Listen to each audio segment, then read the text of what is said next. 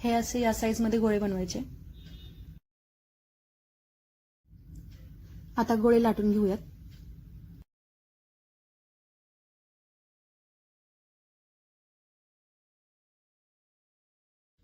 हे असे थोडे लाटून झाले की याला दोन्ही बाजूनी खसखस लावून घ्यायची। पीठ मस्त छान झालंय। लाटता वेळेस पळपटाला चिकटती नाही आणि याच्या कडा देखील चिरत नाहीयेत। आता याला खसखस लावून घेऊयात।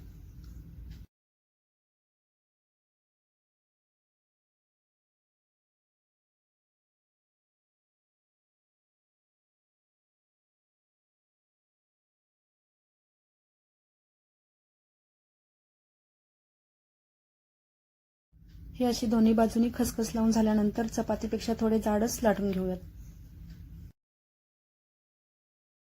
कापण्या कट करून घेऊयात।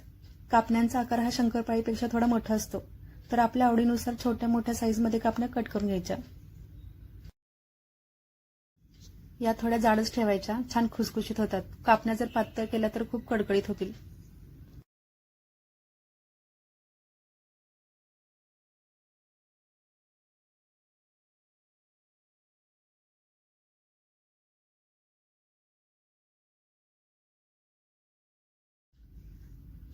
ह्या अशा याप्रमाणे कापण्या व्यवस्थित कट करून घ्यायच्या।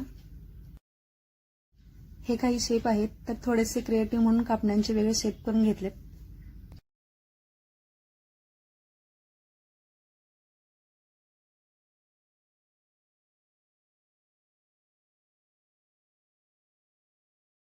कापण्या बनवून तयार झालेल्या आहेत। तेल तापलंय, मध्यम आचेवरती कापण्या तळून घेऊयात।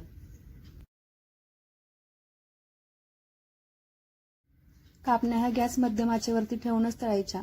जर गॅस पूर्णपणे मंद केला आणि तळल्या तर त्या कापण्या कडकडीत होतात व मोठ्या आचेवरती तळल्या तर त्या जाड असल्यामुळे मध्ये कचट राहतात, म्हणून कापण्या तळताना मात्र काळजी घ्यायची।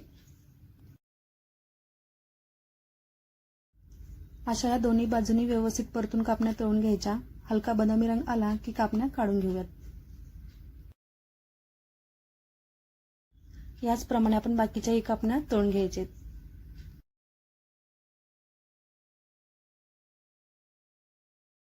खुसखुशीत आणि